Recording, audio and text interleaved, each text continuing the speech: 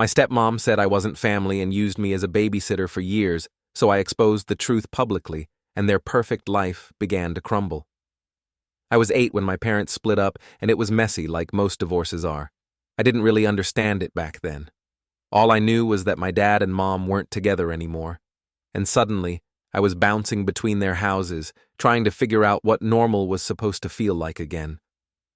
Not long after, my dad met Lauren. At first, she seemed like she could be all right. She'd talk to me like she actually cared and even brought me snacks when she visited. I thought, hey, maybe she's going to be like those cool stepmoms you see on TV. But man, was I wrong. Less than a year after the divorce, my dad remarried her.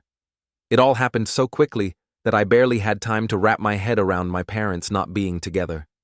Suddenly, there was this new woman in our life, acting like she ran the show. At first, it was little things. She'd give me weird looks if I wanted to spend time with my dad like I was intruding or something. Then, slowly, she started pulling my dad away. It was like a switch flipped the second they got married. She wasn't the friendly woman I thought she was before. She was different. She made it clear I wasn't part of the picture she had in her head for her perfect family. The worst part? My dad just went along with it. Like he was too wrapped up in his new life to notice how much I was being pushed out.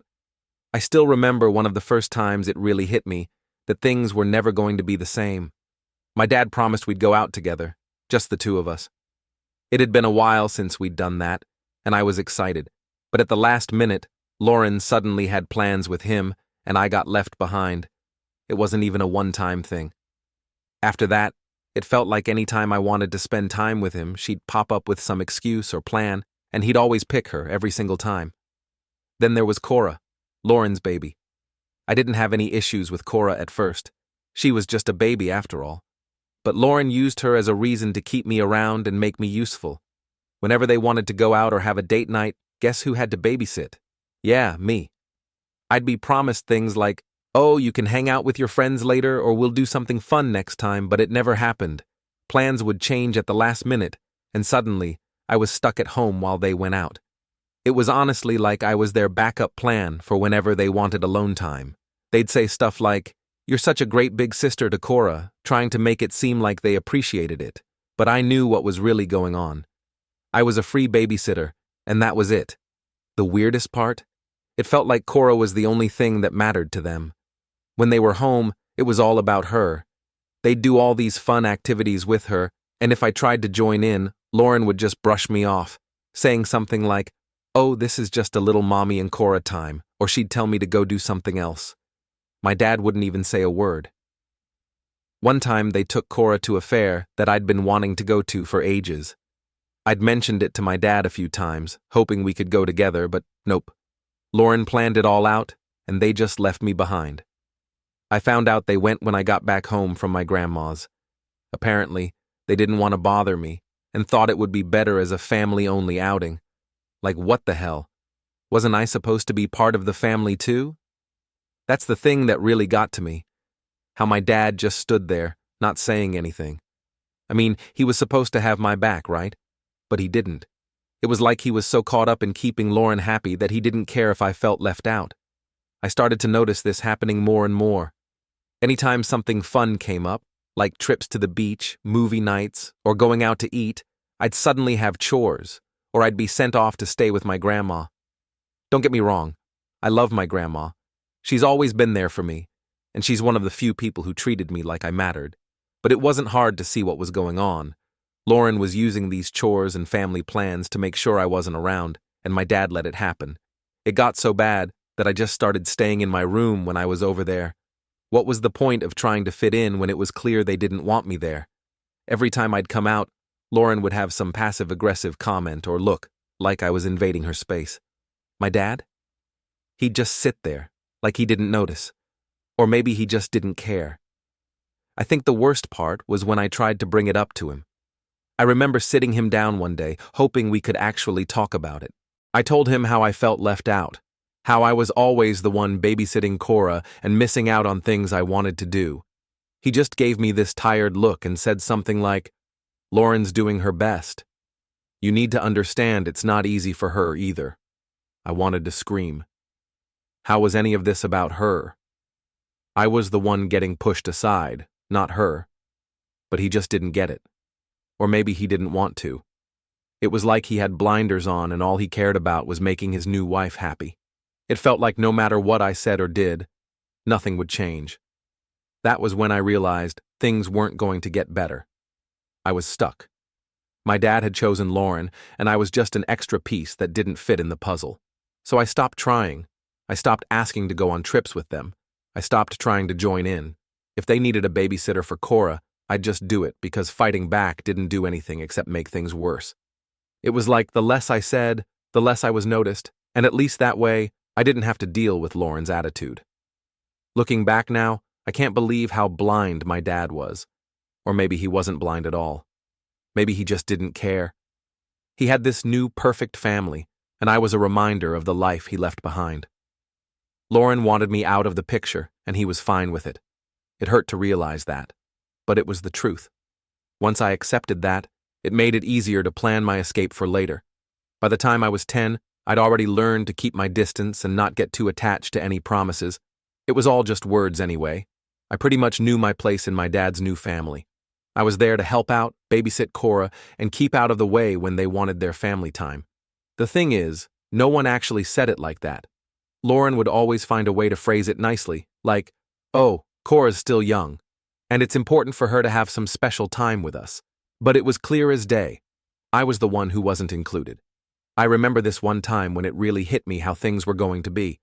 It was early in the summer, and my dad had promised we'd do something special together since I'd been doing well in school. I was excited because, honestly, it had been ages since we did anything, just the two of us. When he mentioned going to an amusement park, I got my hopes up. I started planning everything in my head. What rides I'd go on, what snacks I'd want. I mean, I was just a kid, and I was desperate for some real father-daughter time. Well, a few days before we were supposed to go, I overheard Lauren on the phone. She was talking to one of her friends, and I could tell she was planning something. She mentioned the amusement park, so I thought, okay, maybe she's getting things ready for the trip. But then I heard her say, "Yeah, it's just going to be the three of us. I want it to be a special day for our little family." My heart sank. I remember standing there, frozen, trying to process what she'd just said. 3 of them, my dad, Lauren, and Cora. No mention of me. I guess I shouldn't have been surprised, but it still stung. I went to my room, trying to figure out how to bring it up to my dad, but I didn't get the chance. The next morning, Lauren came up with a big smile, saying, "Hey, your grandma needs some help this weekend. She's been asking for you, and I know she'd love to have you over." It was so fake. I could tell she was just trying to get me out of the house, but I didn't want to cause a fight, so I agreed. I packed my bag and spent the weekend at my grandma's. I love her, and we had a good time, but the whole time, all I could think about was how my dad, Lauren, and Cora were at that amusement park, having a blast without me.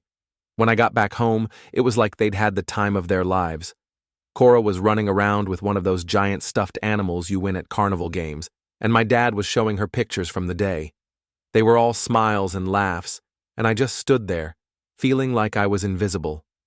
Lauren noticed me, and with this fake sweet voice said, "Oh, we didn't want to bother you since you were helping out your grandma. We thought it was best to let you have some alone time with her." It was such a load of crap. They didn't want to bother me because they didn't want me there. Simple as that. My dad just nodded along like everything was fine. He didn't even ask me how I felt about it, like my opinion didn't matter. I wanted to scream, but I kept quiet. What was the point? If I said anything, I knew they'd just turn it around on me, make it seem like I was overreacting or being difficult. From that point on, it was like a pattern. Anytime something fun came up, whether it was the amusement park, going to the beach, or even just a movie night, I'd get shuffled off somewhere else. Sometimes it was my grandma's. Sometimes it was, "Hey, why don't you go to your friend's house?" If I ever tried to join in, Lauren would have some excuse ready. It was either "This is just a mommy and Cora day," or "We planned this a while ago, and it wouldn't be fair to change it now." One weekend, they had this big beach day planned. I overheard them talking about it earlier in the week, and I was waiting for my dad to say something like, "Hey, why don't you come with us?" But of course he didn't. Instead, the day before, Lauren comes up to me and says, "I know how much you love spending time with your grandma. How about you go stay with her for the weekend?" I could have argued, but I already knew it wouldn't get me anywhere. So I went to my grandma's, and sure enough, when I got back, they had all these stories about the beach, how Cora played in the sand, how they had ice cream by the boardwalk, and how much fun they had. I smiled and nodded along, pretending like I was okay with it, but inside, I was fuming. It was clear they didn't want me there, and my dad was just letting it happen. The worst was how Lauren would always spin it, like it was some great opportunity for me. "Oh, your grandma loves having you around," or "I know you enjoy spending time with your friends," or "It's important for Cora to have some special moments." It was all just a way to keep me out of their plans. The thing that sucked the most was how my dad went along with all of it, acting like nothing was wrong. There was one time when I finally snapped. They were planning another trip, this time to some big water park that I'd been dying to go to. I waited for them to ask if I wanted to come, but when Lauren started talking about family bonding, I knew it was going to be the same as always. When she tried to send me off to my grandma's again, I told her I didn't want to go. I told her I wanted to go with them instead. She gave me this annoyed look and said, "Oh, well, we already bought tickets for 3.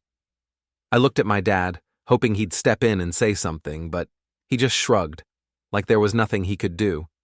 That's when I lost it. I told them how unfair it was, how they always excluded me and only treated me like part of the family when it was convenient for them. Lauren acted shocked, like she had no idea what I was talking about. She started with the same line she always used, saying how much my grandma appreciated me helping her out and how they just wanted to make sure I had quality time with her. But it wasn't about that. It never was. It was about pushing me out, and I was done pretending I didn't see it. My dad didn't say much, just the usual, "We'll talk about this later," but we never did. It was like every time I tried to bring up how I felt, he'd brush it off or act like it wasn't a big deal. I could have been screaming into a void for all that mattered. I started to realize that no matter what I did, Lauren was always going to find a way to exclude me, and my dad wasn't going to stand up for me. They had their perfect little family picture, and I just wasn't part of it. So I stopped trying. I figured it was easier that way, less disappointment, less feeling like an outsider in my own dad's life. Looking back, I don't know why I even bothered to hope things would change. It was clear that, in their eyes, I wasn't part of their family. I was just some extra baggage they had to manage, and as long as I stayed out of the way, everything was fine for them. By the time I turned 14, I had pretty much given up on trying to fit into my dad and Lauren's little perfect world. It was just easier to stay out of the way. I spent most of my time at my grandma's, in my room, or hanging out with my friends when I could. The less I was around them, the less they could push me aside or use me for babysitting. But even with all the avoiding, it still felt like I was constantly walking on eggshells in that house. One day, I had this big plan to hang out with my friends. It was one of those rare weekends where all of us were free and we had it set for weeks. We were going to hit the mall, see a movie, and grab food. I was really looking forward to it because, honestly, it was one of the few things I had that made me feel like a normal kid. I had been keeping to myself so much at my dad's that hanging out with my friends was the only time I felt, well, included. Of course, the night before, Lauren came up to me with that fake smile she always put on when she was about to drop some favors she needed. She said, "Hey, so your dad and I are going out tomorrow and we really need you to watch Cora." I just stared at her, trying not to lose my cool. I told her I had plans already and that I'd been looking forward to them for weeks. She acted all surprised, like she hadn't known, but I knew she did. She always knew. She put on her usual act, sighing dramatically and saying, "Well, we don't have anyone else. I thought you'd want to help your family." I felt my blood boiling. This wasn't helping family. This was them using me because they didn't want to bother finding someone else. I told her straight up that it wasn't fair. I'd been babysitting Cora all the time, missing out on so many things, and I deserved one day to hang out with my friends. Lauren's whole face changed. She dropped the nice act real quick and said, "You need to start stepping up and helping out more. This is your family now." That set me off. I told her that it didn't feel like family when I was just there to do chores or babysit Cora. I said how they'd leave me out of everything fun and only pull me in when it was convenient for them. I was tired of it. She just gave me this look like I was being dramatic and said, "We'll talk about this later with your dad." I knew what that meant. It was going to be another one of those talks where I was made out to be the problem. So I just left the room. I knew my plans for the next day were dead in the water and there was no point fighting it anymore. The next morning, my friends were texting me, asking when I'd be ready. I felt like crap having to tell them I couldn't go. I tried to make up some excuse about a family emergency because I didn't want to admit that once again I was stuck babysitting. I could tell some of them were annoyed. I mean, who wouldn't be? I'd bailed on plans so many times because of Lauren's last-minute requests. It was getting to the point where I knew they'd just stop asking me to hang out altogether. Later that day, my dad came home and Lauren wasted no time dragging me into the kitchen for one of their family talks. My dad looked tired, like he already knew what was coming and didn't want to deal with it. Lauren started with her usual speech about family responsibility and how I needed to do my part. She made it sound like I was this lazy, ungrateful kid who never lifted a finger around the house, which was total nonsense. I did more than my fair share, but of course that didn't matter to them. When she was done, my dad just nodded along and said, "You know, she's right. We need to work together as a family." I looked at him, feeling this mix of anger and sadness. I asked him, "When's the last time we did anything as a family? Every time something fun happens, I'm not included. I'm just here to babysit Cora when it's convenient for you." He didn't have much to say. He just mumbled some stuff about how things were busy and how I needed to understand that raising a family takes effort from everyone. I felt like I was banging my head against a wall. It didn't matter what I said. He was always going to side with Lauren. That's when I realized it wasn't just Lauren's fault. My dad was the problem too. He was the one letting her treat me like an outsider, and he was the one who kept pretending everything was fine. It hit me that he wasn't going to change. He was too wrapped up in his new life with Lauren and Cora to even notice how much he was losing me. And that sucked. It really did. After that, I stopped trying. I stopped arguing, stopped asking to be included, and just went along with whatever they wanted. If they needed me to babysit, I did it without a word. If they told me to go to my grandma's, I packed my bag and left. It was easier to just go along with it than to fight back and end up feeling even more alone. I started distancing myself more and more. I'd spend as much time as I could at my grandma's or with my mom when I had the chance. I just didn't want to be around them anymore. It felt like I was some ghost in their house just floating around, only there when they needed something. It was like I didn't exist unless they needed a favor. The weird part was, the more I pulled away, the less they seemed to notice. They'd go on with their lives, having their outings, their family dinners, and their little adventures with Cora, and I'd watch from the sidelines pretending it didn't bother me. But it did. It bothered me a lot. I think the moment that really made me decide to give up was when my birthday came around. I hadn't expected much, I knew better than that by now, but it still hurt when they barely acknowledged it. Lauren baked a cake, but it was one of those small ones that seemed more like an afterthought than anything. They put some candles on it, sang a quick happy birthday, and that was it. I was hoping maybe my dad would have something planned, even if it was just the two of us grabbing ice cream or something, but nope, he didn't even try. The next day they went out again, just the three of them. When they came back, they didn't even bother to hide the fact that they'd been at an arcade. Cora was running around, showing off all the toys she won, and I was just there, like I always was, sitting in my room and pretending not to care. That was when I made up my mind. I was done trying to be part of their family. I figured if they didn't want me around, fine. I'd just focus on getting through school, hanging out with my friends when I could, and planning my escape. It was pretty clear I wasn't going to find my place in their perfect little world, so why keep trying? From that point on, I felt like I was counting down the days until I could finally get out for good. By the time I turned 16, I had one thing on my mind: getting out of that house. I'd been counting down the days for a while, and it was finally time to make my move. My mom had been asking for a while if I wanted to come live with her full time, and after everything with my dad and Lauren, it was an easy decision. Honestly, it felt like the only way I'd ever have any peace. My mom and I had talked about it before, but I kept putting it off because, deep down, I guess I still had this hope that my dad would finally step up. But after years of being pushed aside and used as a free babysitter, I knew nothing was going to change. Lauren was always going to be his priority, and I was just an extra that didn't fit into their picture-perfect life. So, I finally said yes to my mom's offer. I planned everything carefully, figuring out how to tell my dad without it turning into a massive fight. I was nervous, but I was also done pretending like things were fine. I just needed to rip the Band-Aid off and go. I waited for the right moment, one of those rare times when it was just me and my dad at home, no Lauren around to butt in. I remember sitting him down at the kitchen table, my hands shaking a bit, because I knew this was going to be a big deal. I told him I wanted to move in with my mom full-time, that I didn't feel like I was part of the family anymore. I laid it all out, how Lauren had been excluding me for years, how I was always treated like a nanny instead of his kid, and how I was tired of feeling like I didn't belong. He just sat there, staring at the table for a while before finally looking up at me. "You know Lauren's been trying her best to make this work," he said, like that was supposed to make everything okay. I couldn't believe it. After everything I'd told him, that's all he had to say. It was like he didn't even hear me.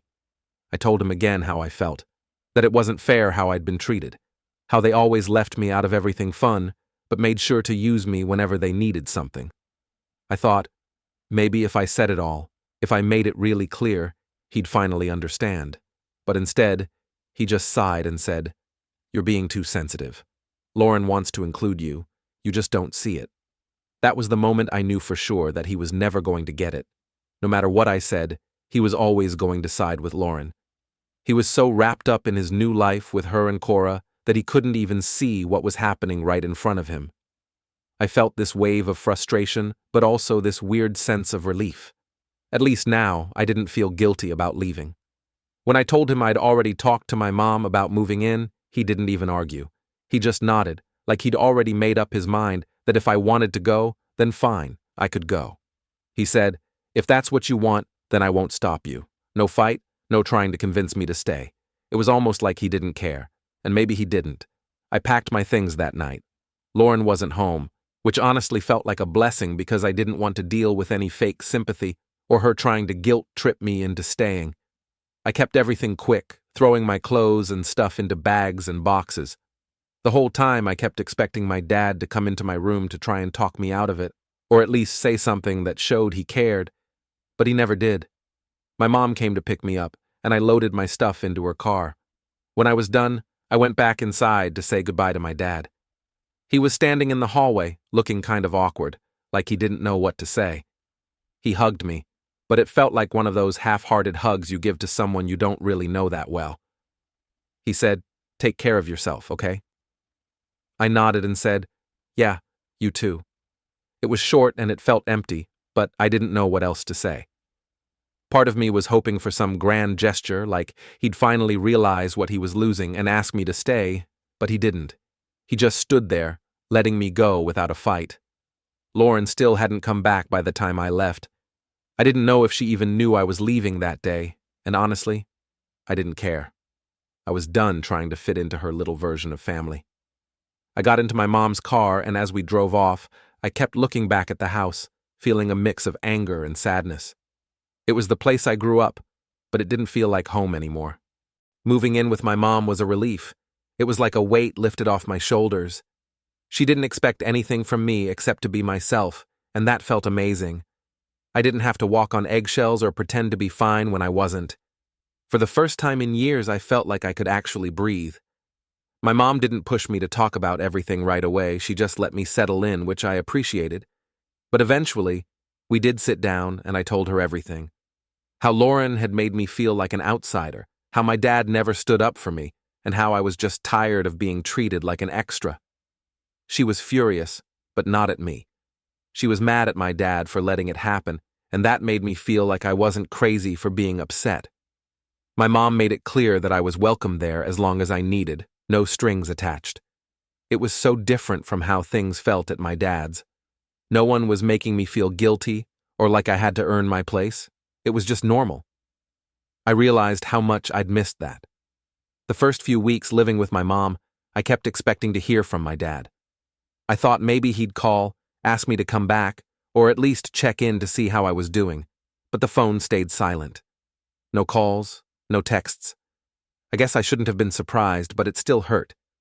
I'd hoped, deep down, that maybe me leaving would be the wake-up call he needed. But it wasn't. It was like I'd never even been there in the first place. The thing is, as much as it sucked to accept, I knew I made the right choice. I couldn't keep waiting around for my dad to be the parent I needed. I had my own life to live, and I deserved to be somewhere I actually felt wanted. Living with my mom wasn't just about escaping my dad and Lauren. It was about finding a place where I didn't have to prove myself to be accepted. It was weird adjusting to a new routine, but it felt good. I focused on school, started hanging out with my friends more, and even got a part-time job. I was building a life that was mine, and I wasn't constantly looking over my shoulder, wondering if I'd be left out again. For once, things felt like they were falling into place. Looking back now, I don't regret leaving. It was the best decision I could have made for myself. Maybe my dad and Lauren have their own version of what happened, but I know the truth. Honestly, I'm done trying to fix things or make them see my side. I did what I had to do, and I'm better off because of it. After moving in with my mom, things started to feel normal again, which was a weird adjustment after all those years at my dad's place. I felt lighter, like I didn't have to keep pretending everything was okay. For once, I wasn't the babysitter, the extra, or the afterthought. I was just me. My mom was great about giving me space, but also being there when I needed to talk, and honestly, that's exactly what I needed. A few months went by and I got into a good routine. I was doing online school, and my grades were solid. I also picked up a part-time job at a local store to save up some money and keep myself busy. My friends and I were hanging out more too, now that I wasn't constantly canceling plans. It was like, for the first time in forever, I was living my life on my terms. But then, one night, my mom and I went out for dinner, and we ran into someone I hadn't seen in years. Jacob. He was the son of some of my dad's old friends. We'd hung out a lot as kids when our parents would get together. He was always nice to me, even when I was dealing with all the stuff at my dad's. He'd moved away for a while, but apparently he was back in town for college. We got to talking, catching up on everything. He asked why he hadn't seen me around my dad's place in so long, and I told him the truth. I'd moved in with my mom full-time. I didn't go into all the details, but I mentioned how things had been rough with Lauren, and it was just better for me to be with my mom. He looked surprised, like he had no idea what I was talking about. He told me that my dad and Lauren had been telling people that my mom manipulated the courts to get full custody of me, which was a total lie. They'd made it sound like I'd been taken away against my will, like my mom was this evil mastermind pulling all the strings. It took everything in me not to roll my eyes right then and there. It was just so typical of them, twisting the story to make themselves look like the victims.